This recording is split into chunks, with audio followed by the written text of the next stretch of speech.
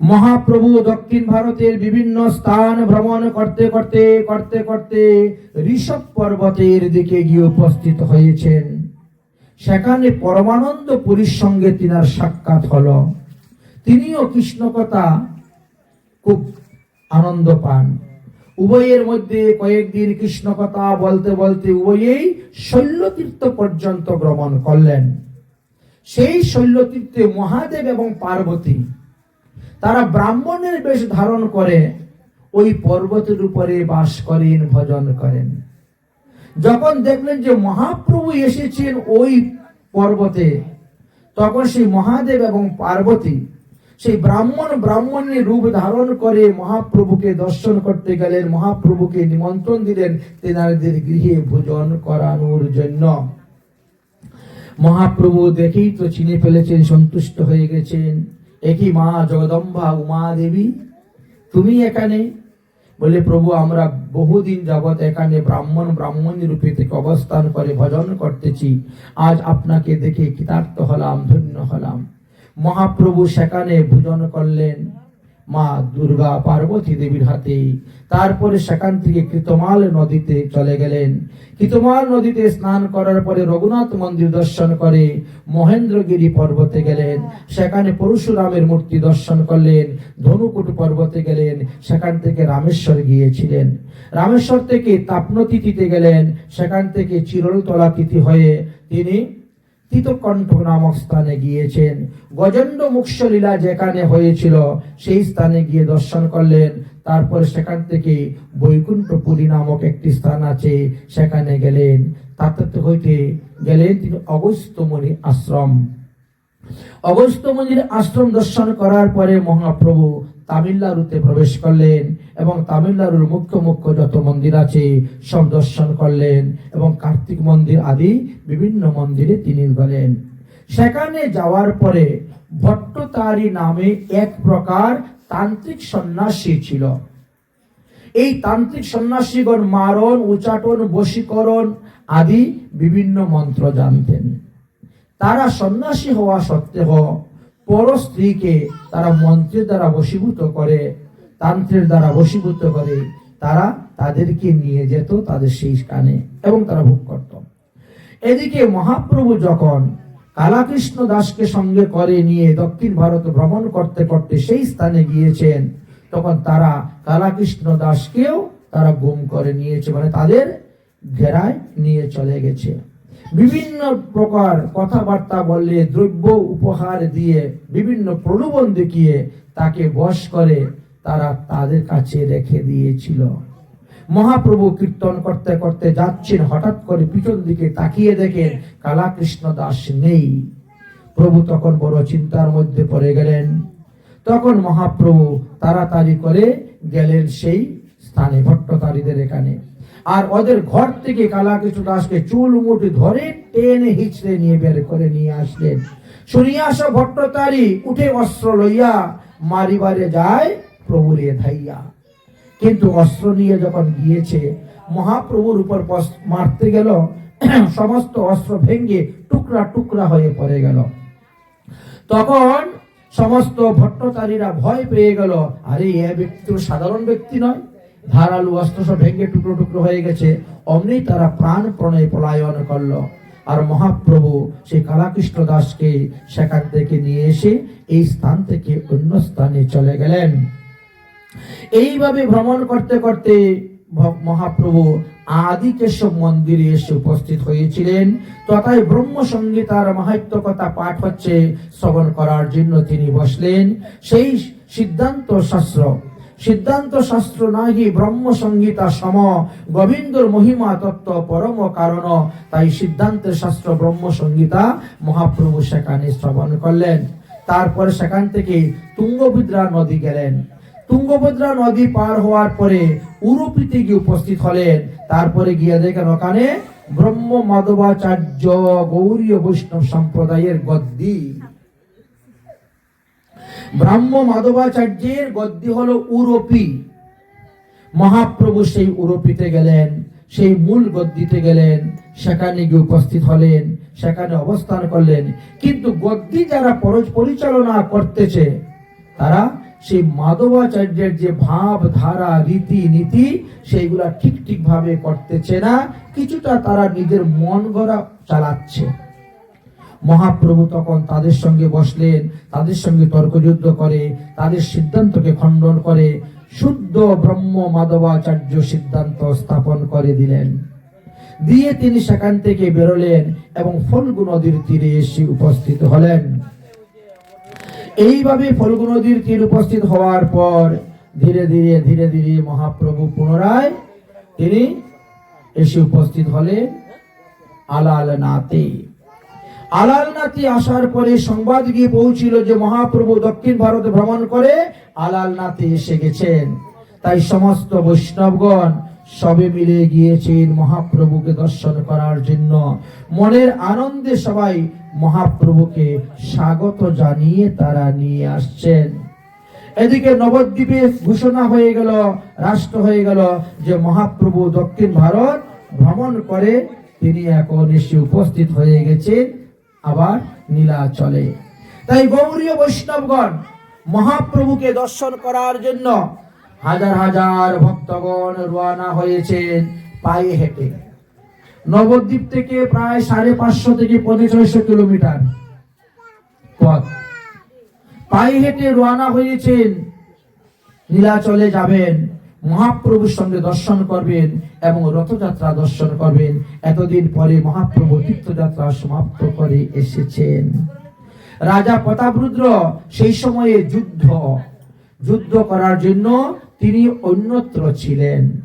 মহাপ্রভু যখন এসেছিলেন তখনও প্রতাপরুদ্র দেখা করতে পারে নাই, আর এখন মহাপ্রভু দক্ষিণ ভারত থেকে ভ্রমণ করে এসেছেন, তখনও তিনি নেই।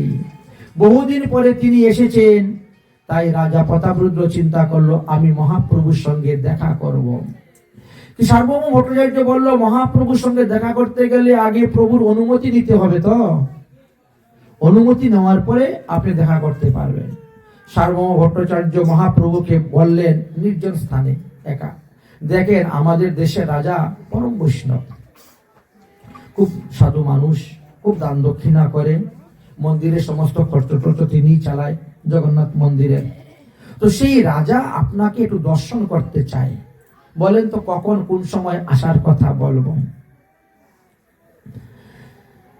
কখন কোন সময় আসার কথা বলবো। মহাপ্রভু বলেন যে না, আমি রাজাকে দর্শন করব না, রাজাকে আমি দর্শন করব না, আর রাজাকে আমি দর্শন দিব না। কেন? বলছেন রাজ দর্শন আর বিশ্ব দর্শন সমান। মহাপ্রভু রাজা বহুবিধ পাপ করে, এরা পাপী, যুদ্ধ করতে গেছে দেশের সীমানা বাড়ানোর জন্য, কত হাজার হাজার মানুষ মেরেছে, তার তো অন্ত নেই। অতএব তাকে আমি দর্শনও করবো না আর দর্শনও দিব না। ভট্টাচার্য বড় চিন্তার মধ্যে পড়লেন যে কি করা যায়, কেমন করে দর্শন করানো যায়। আচ্ছা ঠিক আছে, নীলাচল থেকে তো অনেক লোক আসতেছে, দেখি তাদের মাধ্যমে কিছু করা যায়। নবদ্বীপ থেকে রথযাত্রা উপলক্ষে তো অনেক বৈষ্ণবী আসতেছেন, যদি তাদের মাধ্যমে কিছু করানো যায় তাহলে হবে। এই চিন্তা করতে করতে আর কিছুদিন পরে দেখা যায় রায় রামানন্দ এসে উপস্থিত হয়ে গেছেন দক্ষিণ ভারত থেকে। রায় রামানন্দ আসার পরে রাজা এখন রায় রামানন্দকে বলছেন তুমি একটু মহাপ্রভুকে অনুরোধ করো না, আমি তিনাকে একটু দর্শন করব। মহাপ্রভু রায় রামানন্দকে নিষেধ করে দিলেন, না না না, রাজদর্শন হবে না, রাজদর্শন হবে না। অন্যান্য সবাই আসলে দর্শন করতে, সবাইকে দর্শন দিচ্ছেন, কিন্তু রাজাকে দর্শন দিচ্ছেন না। হেন কালে আইলা তো তাই ভবানন্দ রায় চাইর পুত্র সঙ্গে লইয়া মহাপ্রভুর পায় সবাই আসলি, দণ্ডবোধ প্রণাম আলিঙ্গন আদি সবকিছু হচ্ছে, কিন্তু রায় রামানন্দকে মহাপ্রভু কৃপা করছেন না।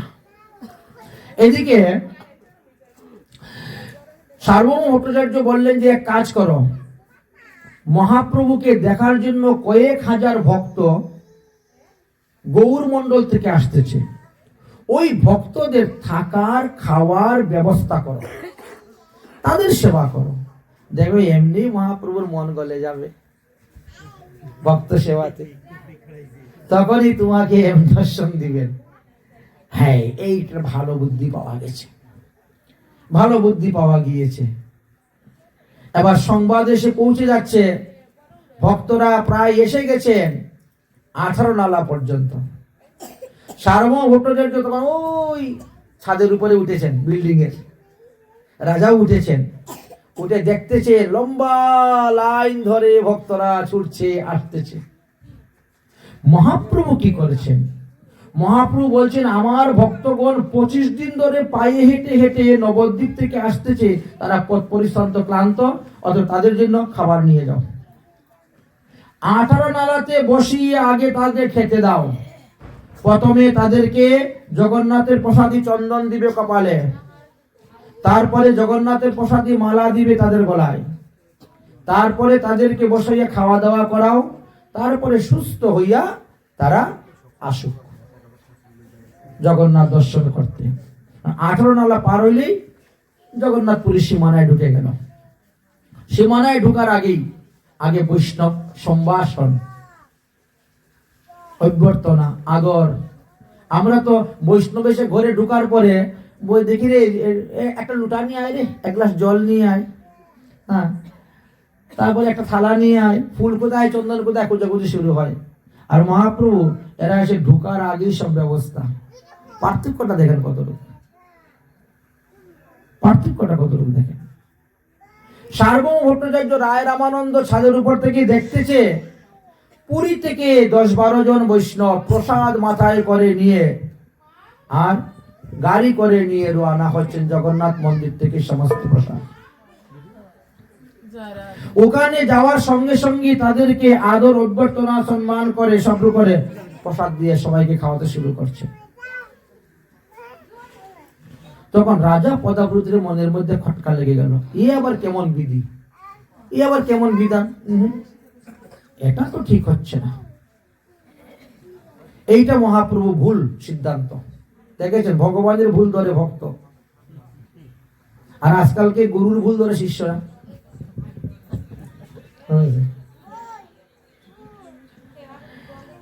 এটা তো ঠিক হচ্ছে না। কারণ জন্মর পর থেকে শুনে এসেছি, যে ব্যক্তি জগন্নাথ পুরীতে আসবে জগন্নাথ দর্শন করতে, যেদিন আসবে ওদিন তাকে উপবাস থাকতে হবে, যাওয়ার সময় রাত্রি জাগরণ করতে হবে, পরের দিন সকালে মস্তক মুন্ডন করতে হবে, তারপরে সমুদ্রে গিয়ে স্নান করতে হবে, তারপরে সে জগন্নাথ দর্শন করবে, তারপরে গিয়ে খাবে। কারণ জন্ম থেকে এই শিক্ষাই শুনে এসেছেন, দেখে এসেছেন, সবাই করতেছেন। আর মহাপ্রভু কি করলেন, তারা আসতে না আসতে আগেই তাদের খাবার পাঠিয়ে দিলেন, খাওয়াই দিলেন। এইটা তো ঠিক নয়, ভুল সিদ্ধান্ত। ভগবান হলে কি হলো, ভুল সিদ্ধান্ত করবেন কেন? রাজা প্রতাপরুদ্রের আবার মাথাটা ঘুরে গেল, প্রতাপরুদ্রের মাথা ঘুরে গেল। সার্বভৌম ভট্টাচার্য তখন বুঝাইলেন, ভাই তুমি ভগবানের ভুল ধরো, এই জন্য মনে হয় ভগবান তোমার কৃপা করছেন না। সবাইকে আলিঙ্গন দিচ্ছেন, তোমাকে কেন দিচ্ছেন না আলিঙ্গন, দর্শন করছেন না কেন? শোনো, তোমার সিদ্ধান্ত আমি খণ্ডন করে দিচ্ছি। সার্বভৌম ভট্টাচার্য রাজার মন্ত্রী, আমি খণ্ডন করে দিচ্ছি তোমার সিদ্ধান্ত। এই যে বিধি, বাইরের থেকে যে আসবে, আসার পরে উপবাস থাকবে, তারপরে রাত্রি জাগরণ করবে, তারপরে মস্তক মুন্ডন করবে, তারপরে মহাতীর্থ সমুদ্রে স্নান করবে, তারপরে জগন্নাথ দর্শন করবে, তারপরে খাবে। এই বিধানটা কার জন্য? যারা মাছ মাংস খায় তাদের জন্য। সিদ্ধান্তটা দেখুন, সিদ্ধান্ত না জানিয়ে ভগবানের দোষ ধরলে হবে? অনেকে তীর্থ যায় না, ট্রেনের মধ্যে বসে পেঁয়াজের বড়া খায়, হ্যাঁ, তারপরে ক্যান্টিনে বিক্রি হয় কি, ওই যে কি বলে নন ভেজ, ভেজ বলে বলে অ্যালাউন্স করে করে বিক্রি করে ভাত, গাড়ির মধ্যে বসে বসে পেঁয়াজের, ডিমের, মাছের ঝুল খাইয়া খাইয়া বৃন্দাবন যাচ্ছ আর তীর্থে যাচ্ছ। তো তোমাদের জন্য বিধান কি? যাওয়ার পরে উপবাস থাকো, এক রাত্রি উপবাস থাকো, রাত্রি জাগরণ করো, পরের দিন মস্তক মুন্ডন করে, প্রায়শ্চিত্ত করে, স্নান করে তার জগন্নাথ শুক্র প্রসাদ খাবে। তো যারা প্রসাদ বুঝি তাদের জন্য কিসের নিয়ম? মহাপ্রভুর যত পরিকর আছে সবাই তো প্রসাদ বুঝি, সদাচারী। এরা তো রাস্তায় পেঁয়াজ রসুন খাইয়ে আসতেছে না, আর মাছ মাংস মদ খাইয়ে আসেন না। তাদের জন্য কিসের নিয়ম আবার? তারা তো আসা মাত্রই প্রসাদ খাবে, তাদের জন্য নিয়ম নেই। এই জন্য বুঝতে হবে, আমরা জন্মের পর থেকে যে সমস্ত সিদ্ধান্ত দেখে আসতেছি, বুঝে আসতেছি, তার থেকেও উপরে আরো সুসিদ্ধান্ত আছে। সেই সুসিদ্ধান্ত জানি না বলেই আমরা খালি মানুষের দোষ দেখি, মানুষের ছিদ্র দেখি, আর মানুষকে নিয়ে সমালোচনা করি। এতে কি বলছে সেই দিন মহাপ্রভু? যারা পরনিন্দা পরচর্চা করে, পরের দোষ দেখে ঘুরে বেড়ায়, তাদের মুক্তি নেই। মদ খায় যে তার মুক্তি আছে, মাংস খায় যে তার মুক্তি আছে, মাছ খায় যে তার মুক্তি আছে, গু হত্যা যে করতেছে তারও মুক্তি আছে। কিন্তু পরনিন্দার পরচর্চা যারা করে এদের মুক্তি নেই।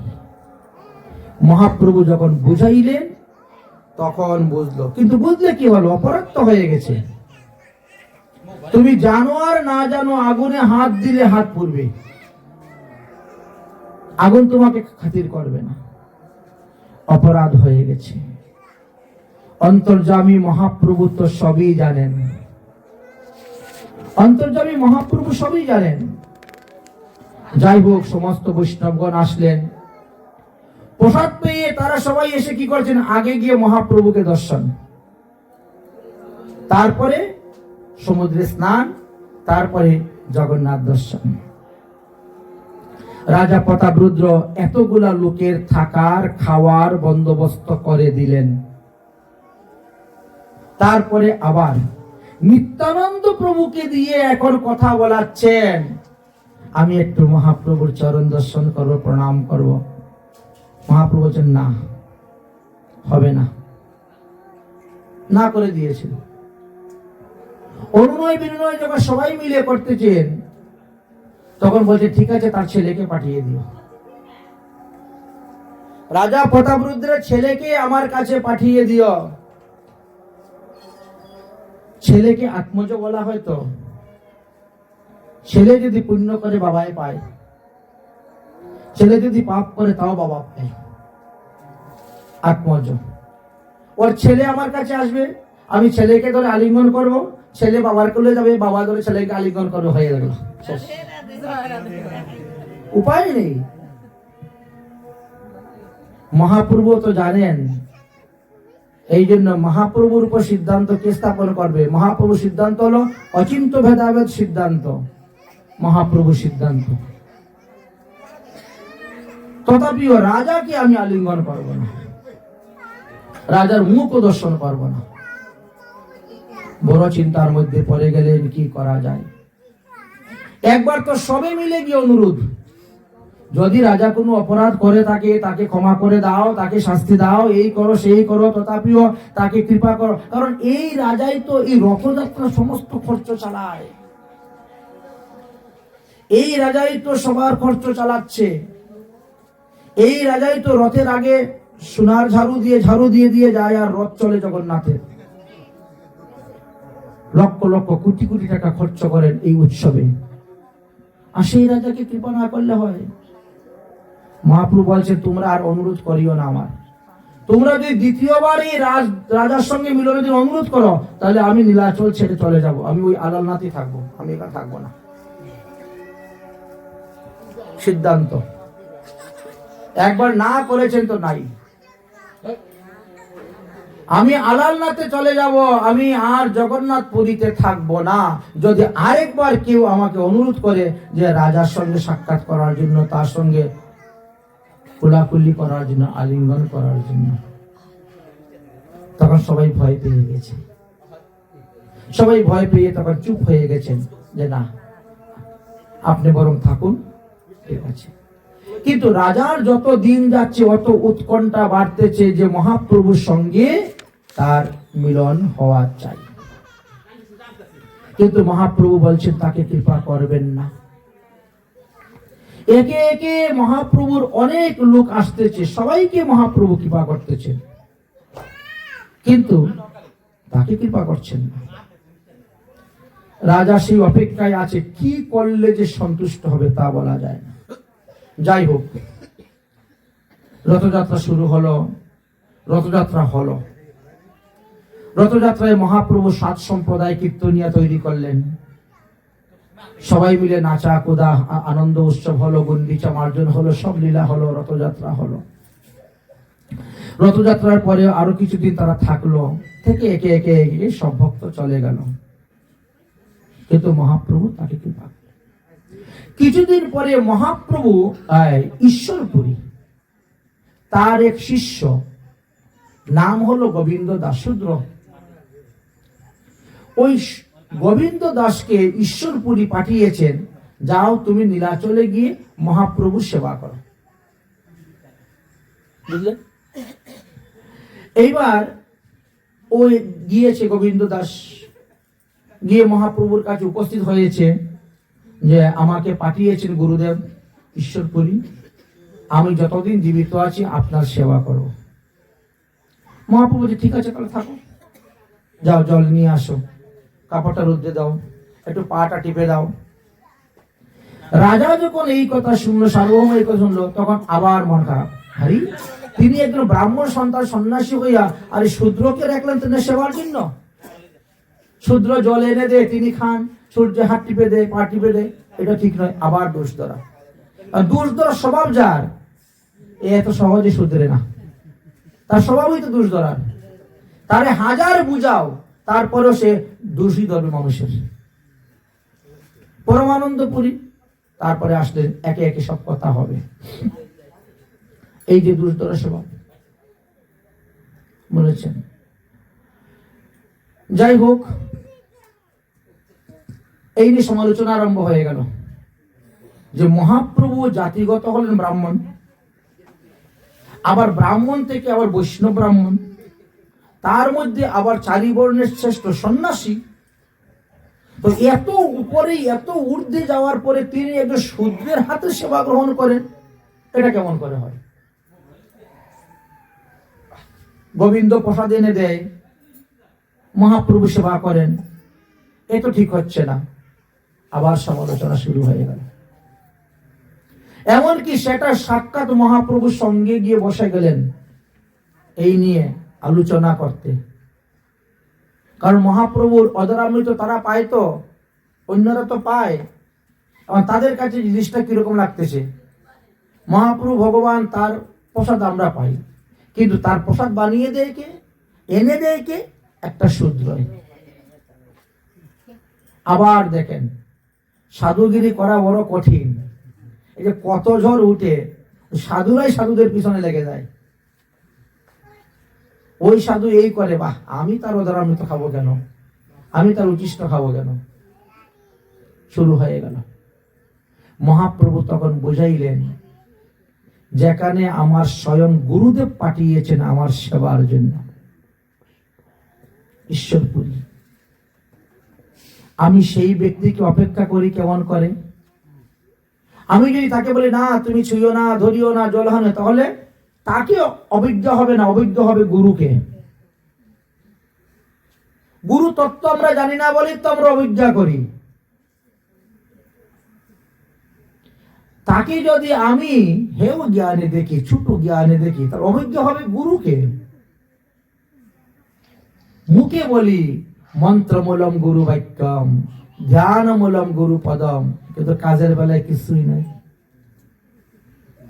প্রমাণ দেখাচ্ছেন মহাপ্রভু। এই জন্য মহাপ্রভু বলছেন, আমার গুরুদেব যাকে আমার সেবার জন্য পাঠিয়েছেন, সে শূদ্র কেন, আরো যদি নিকৃষ্ট হয় তথাপিও অসুবিধা নাই, আমি তার হাতের সেবা গ্রহণ করব। কারণ শূদ্র যখন বিষ্ণু মন্ত্রে দীক্ষা গ্রহণ করে নেই, তখন সেই শূদ্র আর শূদ্র থাকে না। শূদ্র শূদ্র নহে। সে দাসের ঘরে জন্মগ্রহণ করেছে জন্মসূত্রে, কিন্তু সে যখন ঈশ্বরপুরীর কাছ থেকে দীক্ষা নিয়ে নিয়েছে তখন কি আর সে শূদ্র রইল? শূদ্র আর রইল না। তো তার হাতে সেবা গ্রহণ করলে আমার কি দোষ? কোনো দোষ নেই। একজন শুদ্ধ সদাচারী শূদ্রের হাতেও সেবা করলে ক্ষতি নেই, কিন্তু অবৈষ্ণব কোনো ব্রাহ্মণের হাতে সেবা করলে দোষ আছে। ব্রাহ্মণ হইয়াও যদি সে অবৈষ্ণব হয় তো তার সঙ্গ করলেও পুণ্য যায় ক্ষয়। সিদ্ধান্ত স্থাপন করলেন মহাপ্রভু। মহাপ্রভু সিদ্ধান্ত কি? অচিন্ত ভেদাভেদ। সিদ্ধান্ত যখন স্থাপন করলেন তখন সবাই চুপ হয়ে গেল। গোবিন্দ দাসকে তখন গ্রহণ করতে সবাই রাজি হল। মহাপ্রভু আরো একটা দৃষ্টান্ত এখানে দিয়েছিলেন, খুব সুন্দর। ওখানে প্রধান বক্তা হয়ে গেছিলেন সার্বভৌম ভট্টাচার্য। চিন্তা করতে পারছেন? সার্বভৌম ভট্টাচার্য অন্যান্য সবার পক্ষ থেকে তিনি প্রধান হয়ে গিয়ে মহাপ্রভুকে এই কথা বলেছিলেন। মহাপ্রভু তখন বললেন, শুনো সার্বভৌম ভট্টাচার্য, বাল্মীকি রামায়ণের অযোধ্যা কাণ্ডের 23 নং সর্গেতে একটা উপমা আছে। কি জানেন? সীতার বনবাস, তাই না? নির্বিকারম গুরু আজ্ঞাং মায়াং কার্যং মায়াতমানম স্বয়মস্য ভবিতৈজ্যং মম চৈব বিশেষত। অর্থাৎ ভগবান রামচন্দ্র লক্ষ্মণকে বলছেন, লক্ষ্মণ তোমার বৌদিকে এখনই বনবাসে দিয়ে আসো। লক্ষ্মণ কি বলছে? বৌদি চলো চলো বনবাসে। কিন্তু লক্ষ্মণ একবারও বলেন, দাদা আমার বৌদি কি দোষ করছে, কেন তাকে বনবাসে দিব না? কারণ গুরুর উপরে কথা বলতে নাই। গুরুদেব যাহা আদেশ দিয়েছেন তাহা পালন করা শিষ্যের কর্তব্য। গুরুর আদেশ পালন করতে যদি নরকে যাই গেলাম, তিনি আমাকে রক্ষা করবেন, উদ্ধার করবেন। এই হলো এই সিদ্ধান্ত। নির্বিকারম গুরু আজ্ঞা মায়া কার্যং মাহাত্মানম। মহাত্মা যদি কোনো আদেশ করেন বা গুরুদেব যদি কোনো আদেশ করেন, তাহলে সেই আদেশকে আপনি কোনো বিচার করতে যাবেন না। বিচার না করে নির্বিচারে তার বাক্যটা পালন করাই আপনার কর্তব্য। ইহাতেই আপনার মঙ্গল হইবে। আর যদি তার আদেশকে বিচার করতে যাও তাহলে তোমার অমঙ্গল হইবে। অতএব সার্বভৌম ভট্টাচার্য, আপনি তো বিশাল শাস্ত্রজ্ঞ, তো এত বড় শাস্ত্রজ্ঞ হওয়া সত্ত্বেও আপনার পদে পদে এত ভুল হচ্ছে কেন? রঘুবংশ গ্রন্থেতে লেখা আছে, সীতার এই যে প্রসঙ্গটা দেওয়া আছে। রামচন্দ্র লক্ষ্মণকে ডাকিয়া যখন আদেশ করলেন, তোমার আসন্ন প্রসবা বৌদি সীতাকে বাল্মীকি মুনির তপোবনে ছেড়ে আসো, লক্ষ্মণ সঙ্গে সঙ্গে তিনি নিয়ে চলে গেলেন। কারণ হয়েছে বড় ভাই পিতৃ সমতুল্য। বড় ভাই পিতৃ সমতুল্য, তাই তার আদেশ পালন করাই আমার কর্তব্য। 1 নম্বর। 2 নম্বর, আরো কি চিন্তা করলেন লক্ষ্মণ? পরশুরামের কথা। পরশুরামের বাবার নাম কি ছিল? যমদগ্নি মুনি। যমদগ্নি মুনি যখন বলছেন, পরশুরাম তোমার মাকে এখনই কেটে টুকরা করো, 2 টুকরা করো। পরশুরাম সঙ্গে সঙ্গে মাকে কেটে ফেলে দিয়েছে। বলা পরশুরাম বলে নাই তো, কেন আমার মাকে কাটবো? আমার মা কি দোষ করেছে?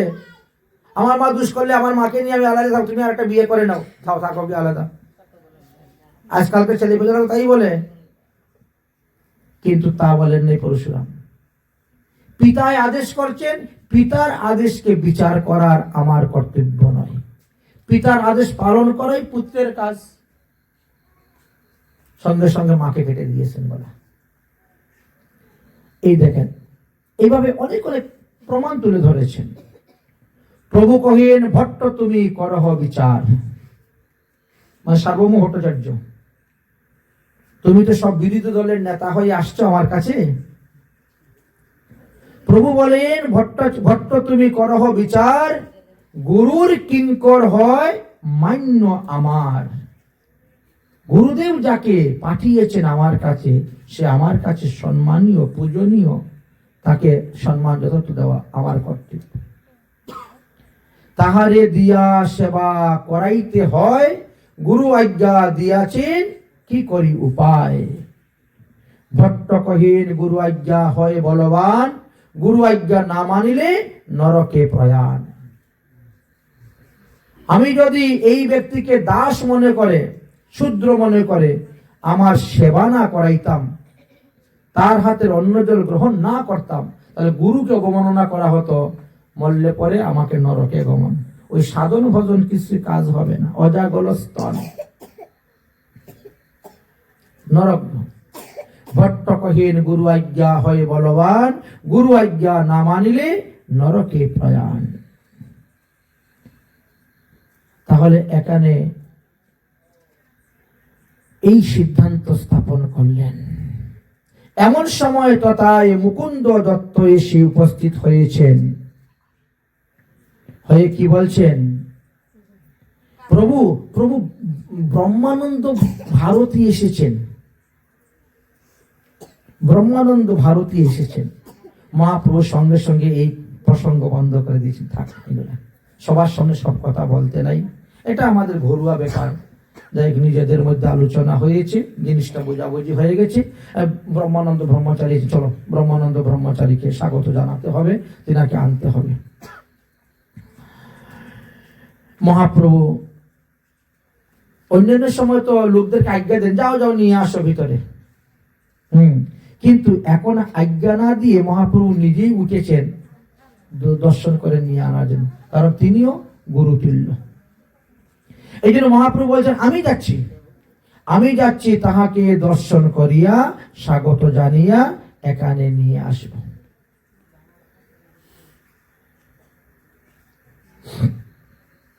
অন্যান্য সময় তো বলেন লোক যারা আছে শিষ্যরা বা অন্য লোক, যাও উনি যখন আসছেন ওনাকে নিয়ে আসো। কিন্তু এই প্রসঙ্গে তিনি কাউকে আদেশ না দিয়ে মহাপ্রভু বলছেন, আমি নিজেই যাচ্ছি, কারণ ইনি বড় উচ্চ মাপের বৈষ্ণব, ব্রহ্মানন্দ ভারতী, তাই আমি নিজেই যাচ্ছি ইনাকে স্বাগত জানিয়ে আনতে। এবার দেখেন কি হয়েছে। ব্রহ্মানন্দ মহাপ্রভু ঘর থেকে বেরিয়েছেন, বেরিয়ে দেখেছেন ব্রহ্মানন্দ দাঁড়িয়ে আছেন, কিন্তু দেখেও মহাপ্রভু একটা লীলা করলেন। এই মুকুন্দ, কোথায় ব্রহ্মানন্দ ভারতী এসেছেন? তুই যাকে তাকে ব্রহ্মানন্দ ভারতী বলিস নাকি? তোর ব্রহ্মানন্দ ভারতী আসেন নাই বলে ভিতরে ঢুকে গেছেন। বুঝেছেন? ব্রহ্মানন্দ ভারতী দাঁড়িয়ে আছেন, আরে আমাকে দেখলো, আমার মুখের দিকে তাকাইলো, তারপরে বলে ব্রহ্মানন্দ ভারতী। কারণটা কি? আমরা নিজের দোষটা নিজেরা বুঝতে পারি না তো। কারণটা ছিল ব্রহ্মানন্দ ভারতীর পরনে ছিল হরিণের চামড়া। দেখো, একান্তের শিকার বিষয় আছে। কোন শিষ্য যখন দীক্ষা গ্রহণ করার পরে গলাতে মালা নাই, কপালে তিলক নাই, আসে গুরুদেবকে প্রণাম করতে। গুরুদেব ভালো আছেন তো? প্রণাম। গুরুদেবের মনটা দেখবেন অন্যদিকে চলে যায়, ওর সঙ্গে, ওর মুখের দিকেও তাকায় না, ওর সঙ্গে ভালো কথা বলবে না। কেন বলবে না? আমি কি তোমাকে এই বেশ দিয়েছিলাম? আমি তোমাকে যে ভেষে বানিয়েছি ওই ভেষ ধরে তুমি আমার কাছে আসো, তুমি আমার কাছে আদর পাবে, সম্মান পাবে, ভালোবাসা পাবে। আমি তো দীক্ষা দেওয়ার সময় তোমাকে দাদু সঙ্গে তিলক করে দিয়েছি, গলায় তুলসীর মালা দিয়েছি, কিন্তু এখন তুমি আমার কাছে আসতেছো লঙ্গি পিন্দে, কপালে নাই তিলক, গলায় নাই মালা, তো তুমি অমুকের বাপ আর অমুকের মা, আমার শুনে কি লাভ? তিলক যদি না থাকে বিপ্রের কপালে, শ্মশান সমতুল্য কপালে, তো মুখের দিকে তাকাইতে নেই। এই জন্য পাটে আসার সঙ্গে সঙ্গে মানুষ কি করে? চন্দনে ফুটা দেয় কপালে, যাতে তার পাঠক যখন কথা বলবে তখন সব দিকে তাকাবে তো, মুখের দিকে, ঠিক না? শত্রু হোক আর মিত্র হোক, তো কপালে তিলক নাই যে, এই জন্য ওই পাটে আসলে পরে লোকে ওই চন্দনে ফুটা দিয়ে কপাল ভরাই দেয় না। কারণটা আছে, কারণ ছাড়া কোনো কার্য নেই। মহাপ্রভু এই কারণেই এই কথা বলেছিলেন। পরে তিনি নিজে বুঝতে পারছেন, বুঝলেন। এত বলি মহাপ্রভু ভক্তগণ সঙ্গে চলি আইলা ব্রহ্মানন্দ ভারতীর কাছে। মহাপ্রভু যখন দেখছেন হরিণের চামড়া পরনের মধ্যে, তখন মহাপ্রভু দুঃখ পেয়ে গেলেন। কারণ একজন ব্রহ্মানন্দ ভারতী, তার হরিণের চামড়া পরা তো উচিত নয়। আমি এখন সাধু হয়েছি, বাবাজি হয়েছি, আমি যদি লঙ্গি পিনতে ঘুরে বেড়াই ভালো লাগবে? আর আমি যদি জিন্স শার্ট জিন্স প্যান্ট পরে ঘুরে বেড়াই ভালো লাগবে? কেউ আমাকে সম্মান দিই বাবাজি বলে? আমার যে ড্রেস ওইটাই থাকতে হবে, যত শীত হোক আর যত গরম হোক। এই ড্রেসের পরিবর্তন করা যাবে না। এই হলো কথা। এই জন্য মহাপ্রভু রেগে গেছিলেন দেখে। মহাপ্রভু নিজে বলছেন, সম্মুখে দাঁড়িয়ে আছেন ব্রহ্মানন্দ ভারতী। তারপরে মহা বলছেন, আরে তুমি কি মাথা খারাপ হয়ে যাকে তাকে ব্রহ্মানন্দ ব্রহ্মচারী বলে দাও? আরে ব্রহ্মানন্দ ব্রহ্মচারী কত উচ্চ পদে জানো? তিনি ভারতী সম্প্রদায়ের একজন শ্রেষ্ঠ মানুষ। তিনি কি ওই হরিণে চামড়া পরে আমাদের কাছে আসবেন নাকি রে? যাকে তাকে ব্রহ্মানন্দ বলিস, ওই মুখের সঙ্গে মুখ মিললি হয়ে গেল ব্রহ্মানন্দ। এমন ভাবে কথা বলছেন, অথচ ব্রহ্মানন্দকে সরস্বতী বলতে চান না। বলতে চান কাকে? নিজের অনুগত জন মুকুন্দকে। কিন্তু কথাগুলা ব্রহ্মানন্দের হৃদয়ে গিয়ে শেলের মতো লাগলো, বিবেক জাগলো। সত্যি তো, আমি সমাজের লোকের কাছ থেকে মান যশ প্রতিষ্ঠা পাওয়ার জন্য আমি আমার শুদ্ধ শ্বেত বস্ত্র পরিধান ছেড়ে দিয়ে আমি মৃগের চামড়া পরে এসেছি, হরিণের চামড়া পরেছি, কিন্তু সম্মান পাওয়ার জন্য, প্রতিষ্ঠা পাওয়ার জন্য, লাভের জন্য। কিন্তু এই চামড়া পরাটা আমার ঠিক হয় নাই। এই চামড়া পরে ভজন করে আমি ভবার্ণব পার হইতে পারবো না। সুতরাং আজ হইতে আমি এই বস্ত্র ত্যাগ করিব। চলে গেলেন বাজারে। বাজারে গিয়ে একটি শুদ্ধ বস্ত্র পরিধান করলেন, ওইটা ফেলে দিলেন, দিয়ে সুন্দরভাবে বহির্বাস পরে বলে তিনি আবার এসে উপস্থিত হয়েছেন। ওই মহাপ্রভুর কানে এসে উপস্থিত হয়েছেন। উপস্থিত হয়ে যখন ওই বাইরেতে ডাকলেন, অলক নিরঞ্জন, মহাপ্রভু দৌড়ে বেশিয়ে দণ্ডবত প্রণাম লম্বা হয়ে। একই তো ব্যক্তি।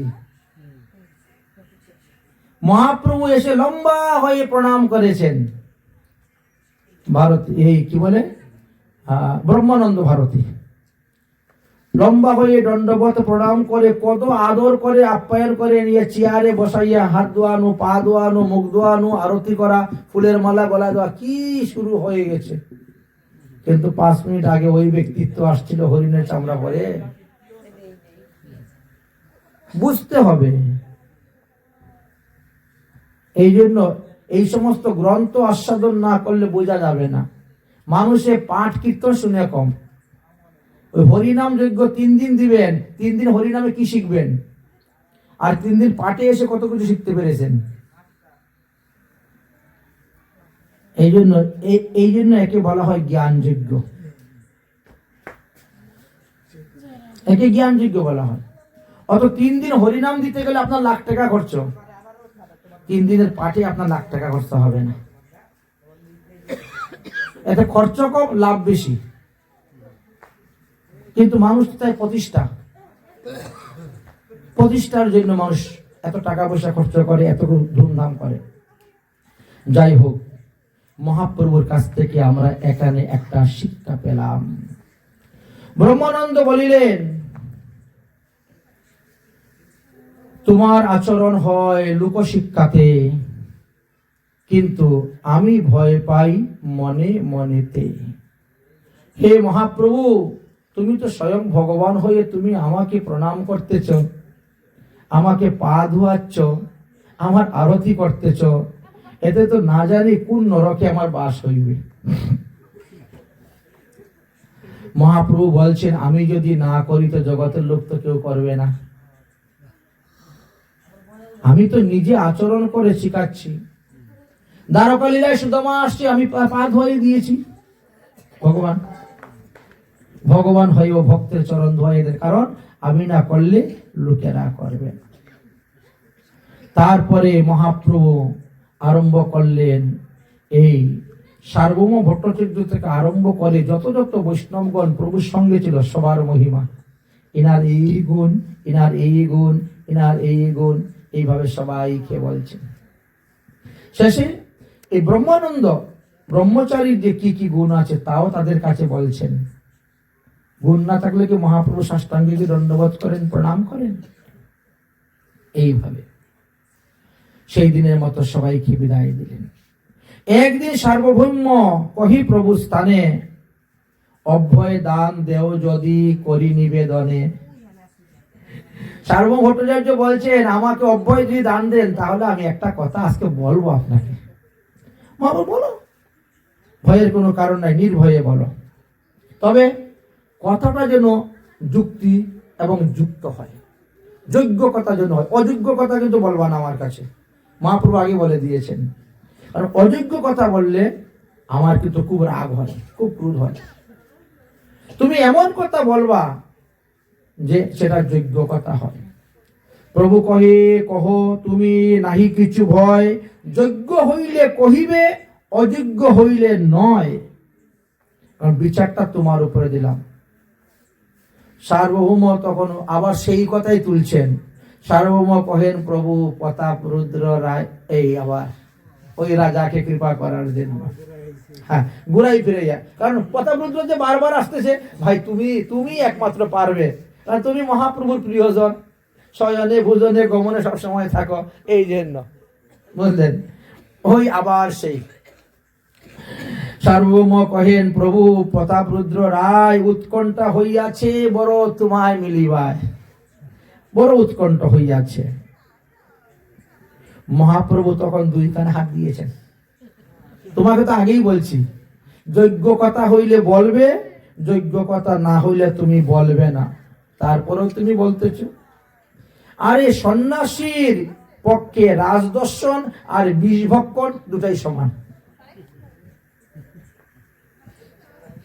রাজদর্শন আর বিষভক্ষণ দুটাই সমান। রাজস্বীকে বৈভবে স্পর্শে সন্ন্যাসীর হৃদয়ে বিষয়ের বাসনা জাগে। আপনি যার সঙ্গ করবেন তার দোষগুলো আপনার শরীরে চলে আসবে, আপনিও তখন সেই রকমই হয়ে যাবেন। তো আমি যদি রাজাকে আলিঙ্গন করি তো রাজার যত পাপ যত দোষ আমার শরীরে চলে আসবে, তখন আমি তো ভ্রষ্ট হয়ে যাব, আমি ঠিক থাকবো না, বলেছেন। তাই সন্ন্যাসীর পক্ষে বিষপান করে মৃত্যু বরং ভালো, তথাপিও ওই রাজদর্শনটা ভালো নয়। সন্ন্যাসী বিরক্তিময় রাজদর্শনে, স্ত্রী দর্শন সম বিষম ভক্ষণে। সংসার রূপ এই মহাসাগর পার হবার জন্য আমি সন্ন্যাস নিয়েছি, ভোগ বিলাস সব ত্যাগ করেছি। আর সেই ভোগী ব্যক্তিকে যদি আমি আলিঙ্গন করি, স্পর্শ করি, দর্শন করি, তার সঙ্গে কথা বলি, তো আমার ভিতরে তো ভোগ বাসনা চলে আসবে। সার্বভৌম কহে, হ্যাঁ সত্য বচন তোমার, এ কথা সত্যি, মহাপ্রভুর সিদ্ধান্তকে ফেলতে পারবে না। সার্বভৌম কহে, সত্য তোমারও বচন, কিন্তু রাজা যে হয় জগন্নাথের সে, ওই ঘুরাই ফিরেই আবার সেই এক জায়গায় চলে যায়। জগন্নাথের রাজা তো বড় ভক্ত, বড় বড়। প্রভু কহে, তথাপিও রাজা কাল সর্প, জগন্নাথের সেবক হইলেও কাল সর্প। কাঠের নারী স্পর্শে যেমন উপজেয় বিকল্প। কাঠের পুতুল, প্লাস্টিকের পুতুল, এইগুলাকেও আপনি আলিঙ্গন করতে করতে হাতে হাতে তার প্রতি ওটা বিকার চলে আসে। এটা বলেছেন, অন্যের কথা আর কি বলবো রে। মহাপ্রভুর সিদ্ধান্ত শুনে আবার মাথা আছে, আর কি করবেন। রাজা বারবার অনুরোধ করতেছেন, কিছুতেই হচ্ছে না। রায় রামানন্দকে দিয়ে করাচ্ছেন, একের পর এক যাকে পাচ্ছেন তাকে দিয়ে করাচ্ছেন, কিন্তু কিছুতেই রাজি নয়। অনেকে অনেক রকম যুক্তি দেখাচ্ছেন, কিন্তু মহাপ্রভু প্রত্যেকের যুক্তিকে খণ্ডন করে দিচ্ছেন, প্রত্যেকের যুক্তিকে খণ্ডন করে দিচ্ছেন।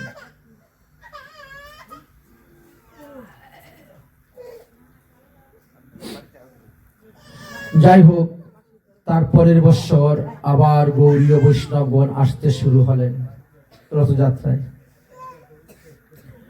গৌর হইতে বৈষ্ণব আসিলা 200, মহাপ্রভুর ভক্ত হয় মহাভাগবত। সার্বভৌম ভট্টাচার্য বলছেন, প্রতাপরুদ্র, যদি তুমি ইহাদের থাকা খাওয়ার ব্যবস্থা করে দিও, যাবতীয় খরচ বহন করো, তাহলে হয়তো মহাপ্রভুর কৃপা তুমি লাভ করতেই পারবে। তিহু প্রেমাধীন, তোমায় প্রেম গারতর, অবশ্যই করিবেন কৃপা তোমার উপর। শুনি গজপতি রাজা সুখে উপজিল, প্রভুর মিলনের এই মন্ত্রণাটাকে শ্রেষ্ঠ করে নিল।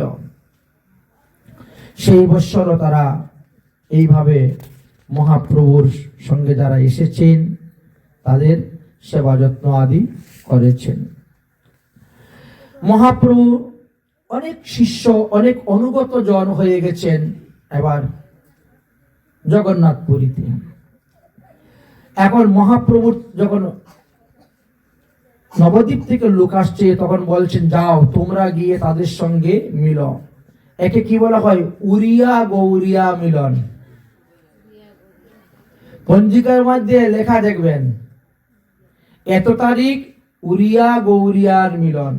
এই হলো মহাপ্রভুর আদেশে উড়িষ্যাবাসী বৈষ্ণবগণ গিয়ে গৌরমণ্ডলবাসী বৈষ্ণবগণের সঙ্গে আনন্দে কুলাকুলি করেছিলেন, মাল্য অর্পণ করেছিলেন, চন্দনাদি দান করেছিলেন, তাদেরকে ভোজন করাইছিলেন। সেই থেকে এই প্রথা চলে আসতেছে উড়িয়া গৌরিয়ার মিলন। এবং প্রতি বৎসরই জগন্নাথপুরীতে সিংহদ্বারে এই অনুষ্ঠান অনুষ্ঠিত হয়ে থাকে। উড়িয়া গৌরিয়ার মিলনের যে এই অনুষ্ঠান হয়ে থাকে। মহাপ্রভু তাদেরকে সবাইকে নিয়ে নর্তন কীর্তন করলেন, গুন্ডিচা মার্জন আদি লীলা করলেন, আর তারপর তাদেরকে নিয়ে আইটুটাতে ভোজন আদি করালেন। এই সমস্ত তত্ত্বকথাই আমাদের এই গ্রন্থের মধ্যে তুলে ধরেছেন। এই যে গুন্ডিচা মার্জন, এই লীলার দ্বারা আমাদের অনেক কিছু শিকার বস্তু আছে। গুন্ডিচা হলো একটা মন্দির, এবং প্রতাপরুদ্রের স্ত্রীর নাম ছিল গুন্ডিচা। তিনার নাম অনুসারে ওই মন্দির, না রাজা ইন্দ্রদ্যুম্ন রাজার স্ত্রীর নাম গুন্ডিচা। ইন্দ্রদ্যুম্ন রাজার ওনার স্ত্রীর নাম অনুসারে এই মন্দির দিয়েছিলেন। এবং জগন্নাথ রথযাত্রায় গিয়ে ওখানে 7 দিন থাকবেন, আর 7 দিন পরে আবার উল্টা রথে তিনি এসে এখানে অবস্থান করবেন। তো আর বাকি দিনগুলা তো ওখানে বিগ্রহ থাকে না বলে মাকড়সার জালে ভরে যায়, ধুলা ময়লা পরে ভরে যায়।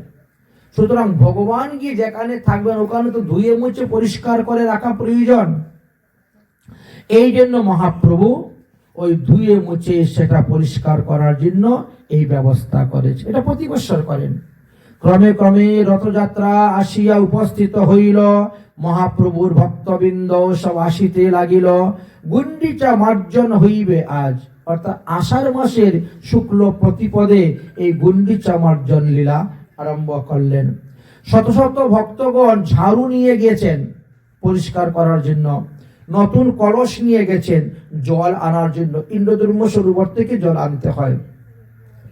শত শত লোক জল ভরে সরোবরে, ঘটে স্থান নাহিক তে কূপেতে জল ভরে। পূর্ণ ঘট লইয়া যায় শত ভক্তগণ, শূন্য ঘট লইয়া যায় আরো কতজন।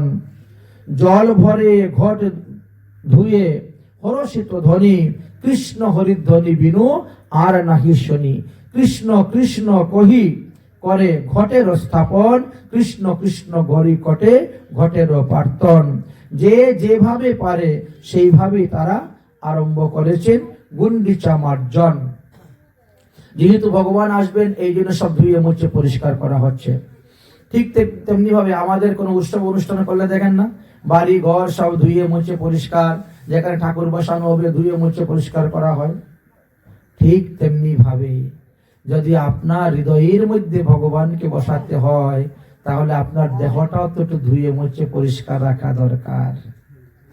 কারণ হৃদয়টা তো একটা সিংহাসন, এই দেহটা হলো মন্দির। তাই দেহরূপী মন্দিরের ভিতরে যদি হৃদয়ের রূপী সিংহাসনের মধ্যে ভগবানকে বসাইতে চাও, তাহলে ওটাকেও ধুয়ে মুছে পরিষ্কার রাখতে হবে। এই তো শিক্ষা দিচ্ছেন। চলছে ধোয়া মোছা যে যা পারে। হেন কালে এক গৌরীয় সুবুদ্ধি সরল প্রভুর চরণে আনিয়া দিল এক ঘটি জল। এবার তো মহাপ্রভু রেগে গেছেন।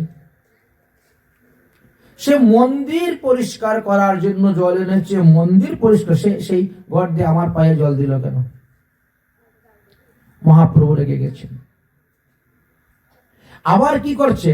সেই জল লইয়া আপনে কইল পান, তাহা দেখি মহাপ্রভুর দুঃখ রুষ্ট হইল মা। একে দুঃখ পাইলেন, তারপরে রাগ হয়ে গেল। মহাপ্রভু রেগে গেছেন, কারণ মহাপ্রভুর চরণে জল দিতে যে কোনো লোকে পারে না, দিতে পারে, আর চরণামৃত পান করা তো দূরের কথা। ইহাতে মহাপ্রভু অত্যন্ত দুঃখ পেলেন, রুষ করলেন।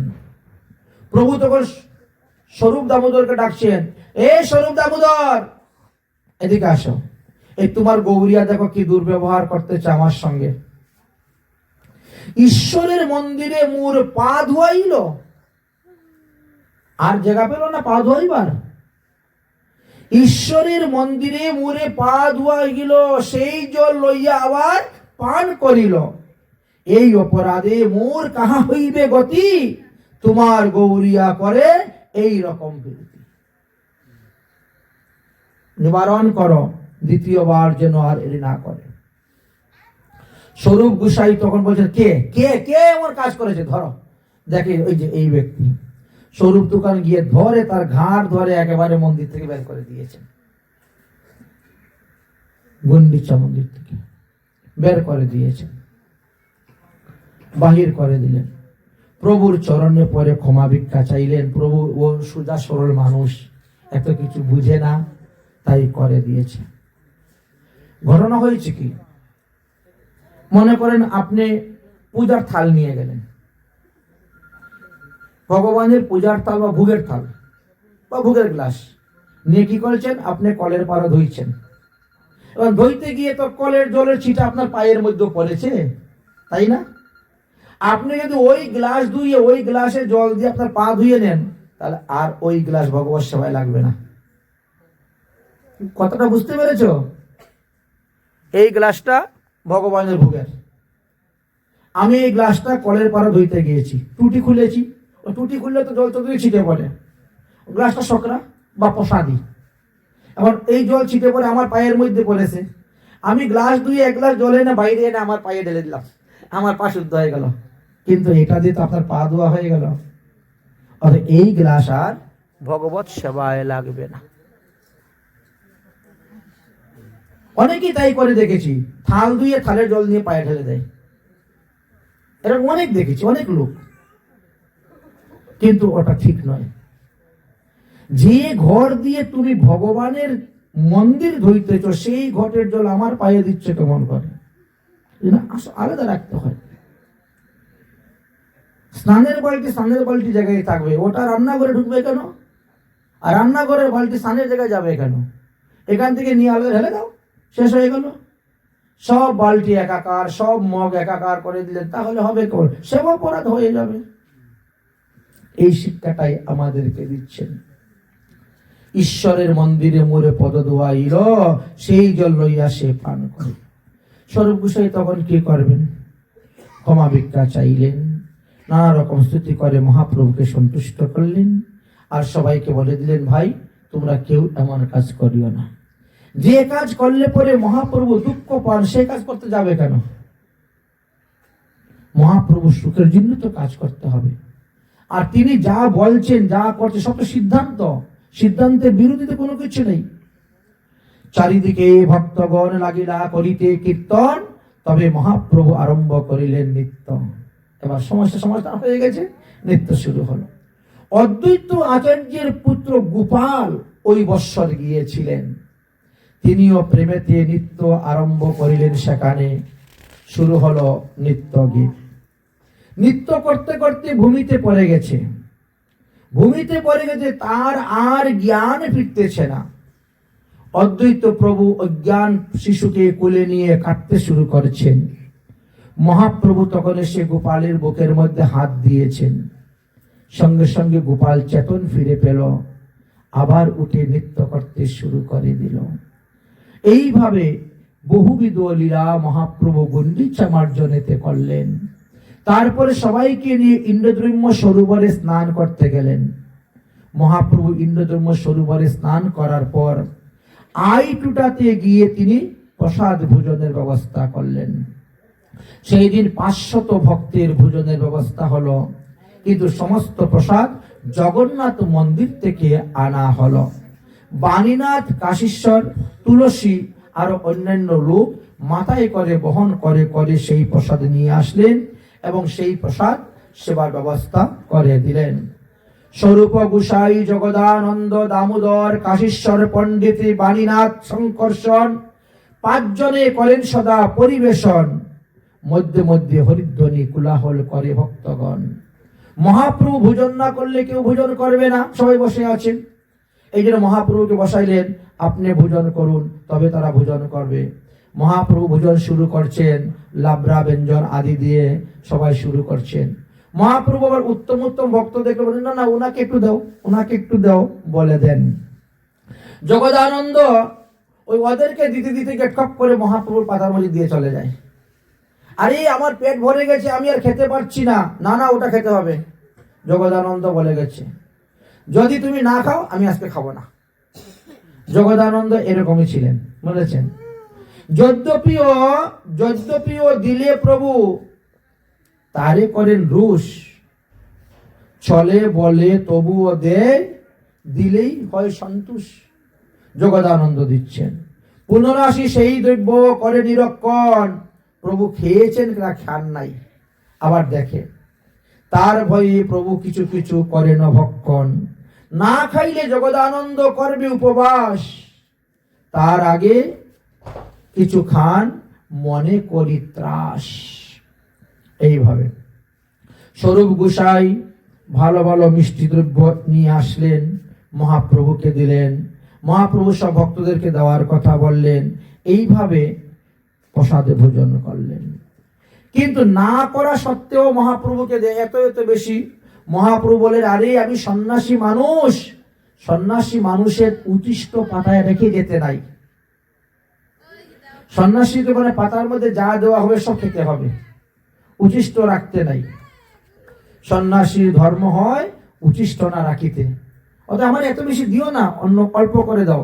কিন্তু তারপরেও তারা বেশি বেশি দেয় কেন? তারা এসে খাবে পরে, মহাপ্রভু প্রসাদ পাবে।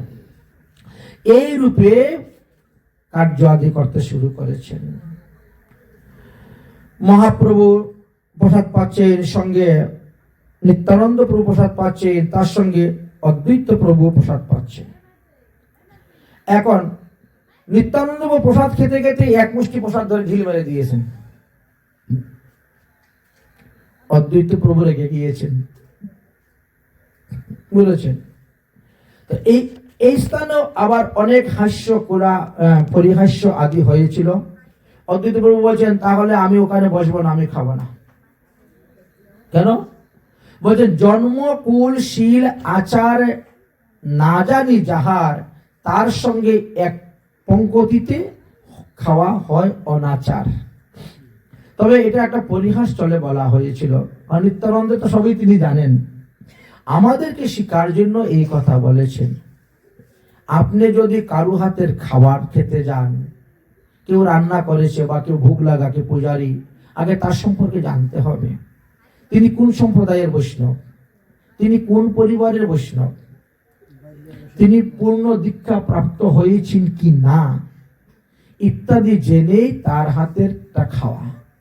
এই অর্থে এখানে বোঝাতে চেয়েছেন জন্ম কুল শিল আচার না জানি যাহার, তার সঙ্গে এক পঙ্ক্তিতে খাওয়া বড় অনাচার। কিন্তু নিত্যানন্দ প্রভু সম্পর্কে তো সবই জানেন, এই কথাটা শুধু খালি আমাদের নিজেদের শিক্ষার জন্য দিয়েছে। তো মহাপ্রভু বলছেন আমি তো খাচ্ছি, এখানে তো দোষ হচ্ছে না, তুমিও ব্রাহ্মণ আমিও ব্রাহ্মণ, তো আমি খাচ্ছি তো তোমার খাইতে দোষ হয় কেন? তখন অদ্বৈত প্রভু বলছেন আরে তুমি তো সন্ন্যাসী, সন্ন্যাসী তো অন্ন দুষ্পর্শ হয় না, সন্ন্যাসীর অন্ন দুষ্পর্শ হয় না, কিন্তু আমি তো গৃহস্থ ব্রাহ্মণ, আমার কিন্তু অন্ন দুষ্পর্শ হয়। এই জন্য গৃহস্থ ব্রাহ্মণ যার তারাতে অন্ন খাওয়া যায় না। ন অন্ন দুষৌ মস্তিকম, এই তো শাস্ত্র প্রমাণ। আমি তো গৃহস্থ ব্রাহ্মণ, আমাতে দুঃস্থান, এই জন্য আমাকে হিসাব করে খেতে হয়। এইভাবে ভোজন লীলা করলেন হেন কালে, তথায় আইলা পরমানন্দ পুরী, আসিয়া মিলিলা তীর্থ পর্যটন করি। এক একজন বৈষ্ণব আসতেছেন, এবার পরমানন্দ পুরী এসে সেখানে উপস্থিত হয়েছেন।